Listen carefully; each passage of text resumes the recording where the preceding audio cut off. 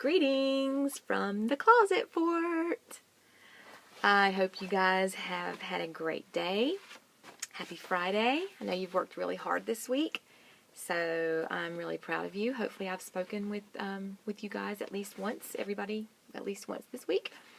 So yeah, let's see what the Twits are up to. So last time you guys had the pleasure of hearing me sing the Hot Bird Pie song. Hopefully we don't have to revisit that today, but today Mr. and Mrs. Twit go off to buy guns. These books were written quite a while ago. Let's see. You know, we probably should have done that in the beginning. Let's see when this book was written. Copyright date is... I'm looking for it. I don't know. I don't even see it. Anyway, I would guess that this book was probably written in the 50s. So, yeah, a little dated, but still a great book. Mr. and Mrs. Twit go off to buy guns. The next morning, when Mr. Twit came out with his huge basket, not a single bird was sitting on either the monkey cage or the big dead tree. They were all perched happily on the roof of Mr. Twit's house. The roly-poly bird was up there as well, and the monkeys were in the cage, and the whole lot of them were hooting with laughter at Mr. Twit. "I'll wipe that silly laugh off your beaks," Mr. Twit screamed at the birds. "I'll get you next time, you filthy, feathery frumps. I'll wring your necks, the whole lot of you, and have you bubbling in the pot for bird pie before this day is out."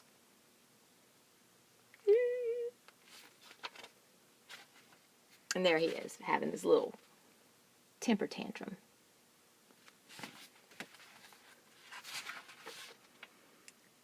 "Going to do that?" asked Mrs. Twit, who had come outside to see what all the noise was about.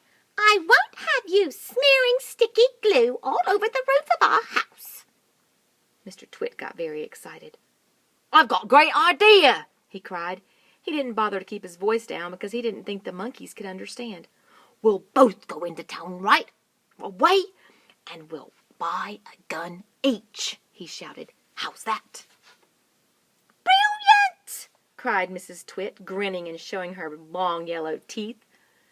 "We'll buy those big shotguns that spray out 50 bullets or more with each bang." "Exactly," said Mr. Twit. "Lock up the house while I go and make sure the monkeys are safely shut away." Mr. Twit went over to the monkey cage. "Attention!" he barked in his fearsome monkey trainer's voice. "Upside down, all of you, and jump to it, one on top of the other. Quick, get on with it, or you'll feel Mrs. Twit stick across your backsides." Obediently, the poor monkeys stood on their hands and clambered one on top of the other, with Mugglewump at the bottom and the smallest child at the very top. "Now stay there until we come back," Mr. Twit ordered. "Don't you dare to move, and don't overbalance. When we return in 2 or 3 hours' time, I shall expect to find you all in exactly the same position as you are now. Do you understand?" With that, Mr. Twit marched away. Mrs. Twit went with him, and the monkeys were left alone with the birds. He's just horrible. Mugglewump has an idea. As soon as Mr. and Mrs. Twit had disappeared down the road, the monkeys all flipped back onto their feet the right way up. "Quick, get the key!" Mugglewump called out to the roly-poly bird, who was still sitting on the roof of the house. "What key?" shouted the roly-poly bird. "The key to the door of our cage!" cried Mugglewump. "It's hanging on a nail in the workshed. That's where he always puts it."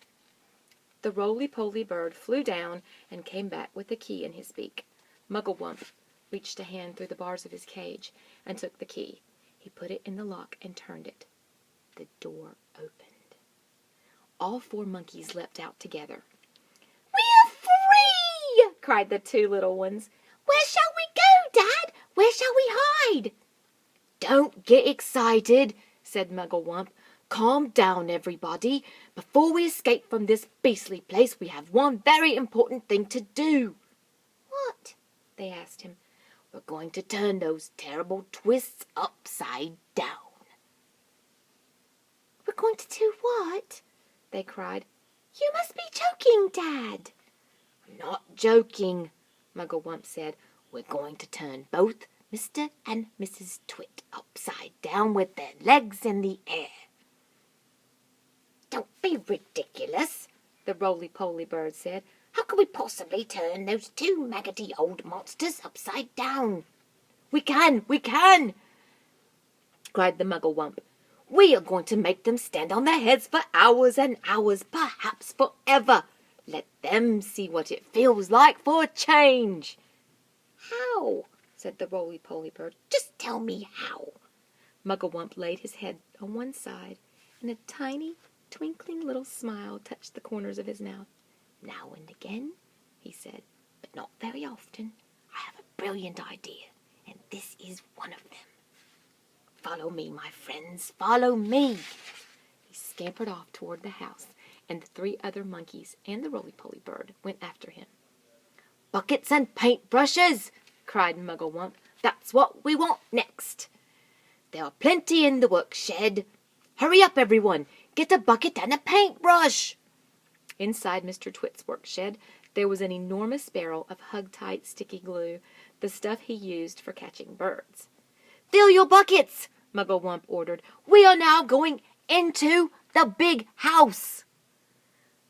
Mrs. Twit had hidden the key to the front door under the mat, and Mugglewump had seen her doing it, so it was easy for them to get in.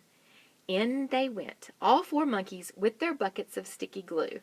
Then came the roly-poly bird flying in after them with a bucket in his beak and a brush in his claw.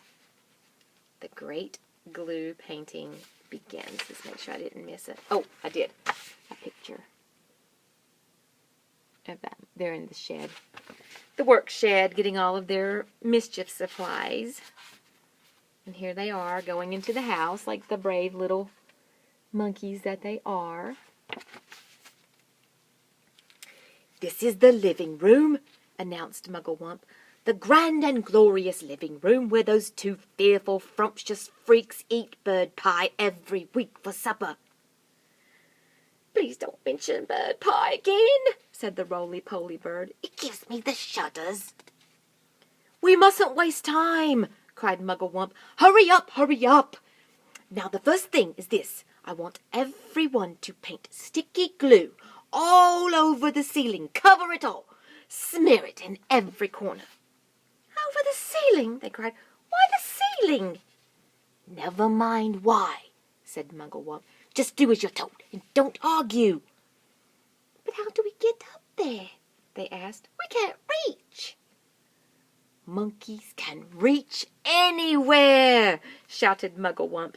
He was in a frenzy of excitement now, waving his paintbrush and his bucket and leaping about all over the room. "Come on, hop on, jump on the table, stand on the chairs, hop on each other's shoulders. Roly-Poly can do it flying. Don't just stand there gaping. We have to hurry, don't you understand that? Those terrible Twits will be back any moment, and this time they'll have guns. Get on with it, for heaven's sakes, get on with it." And so the great glue painting of the ceiling began.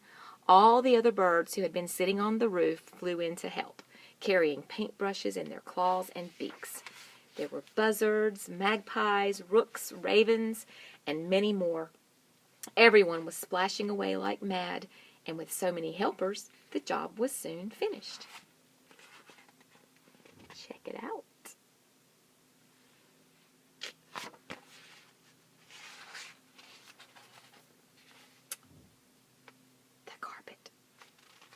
On the ceiling.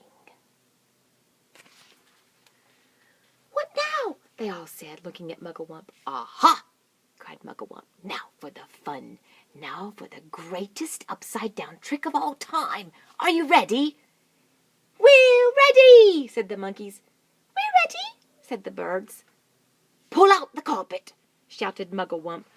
pull this huge carpet out from under the furniture and stick it onto the ceiling."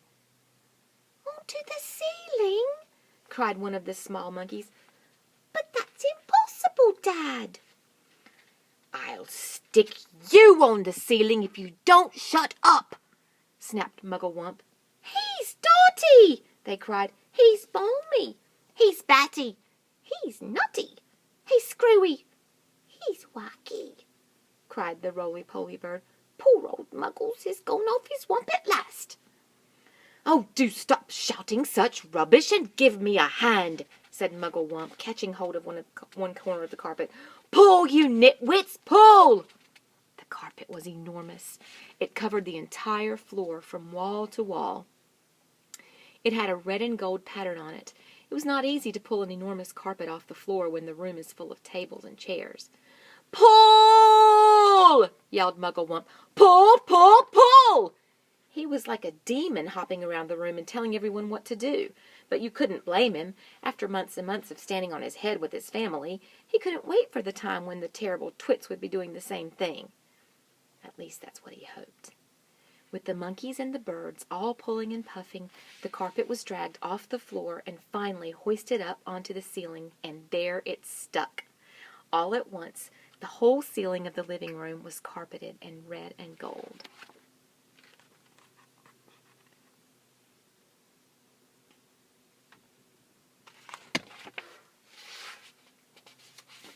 The furniture goes up. "Now the table, the big table!" shouted Mugglewump. "Turn the table upside down and put a dollop of sticky glue on the bottom of each leg. Then we shall stick that onto the ceiling as well." Hoisting the huge table upside down onto the ceiling was not an easy job, but they managed it in the end. "Would it stay there?" they cried. "Is the glue strong enough to hold it up?" "It's the strongest glue in the world," Mugglewump replied. "It's the special bird-catching, bird-killing glue for smearing on trees." "Please," said the roly-poly bird, "I have asked you before not to mention that subject. How would you like it if it was monkey pie they made every Wednesday and all your friends had been boiled up and I went on talking about it?" "I do beg your pardon," said Mugglewump. "I'm so excited I hardly know what I'm saying. Now, the chairs. Do the same with the chairs. All the chairs must be stuck upside down to the ceiling and in their right places. Oh, do hurry up, everybody. Any moment now, those two filthy freaks are going to come rushing in with their guns." The monkeys, with the birds helping them, put glue on the bottom of each chair leg and hoisted them up to the ceiling.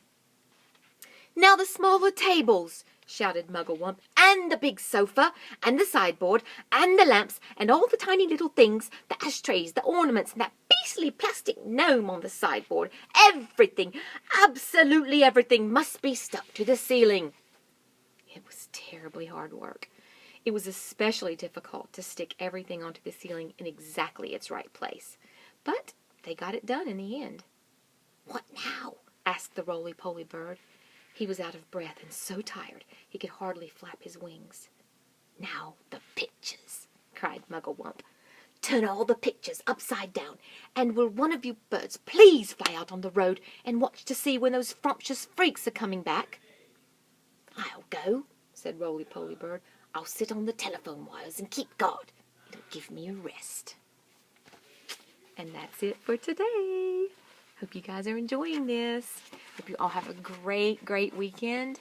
And absolutely no homework over the weekend. It's time for play and more reading and enjoying your families and the sunshine and all the fun stuff that the weekend holds. And I'll see you guys on Monday.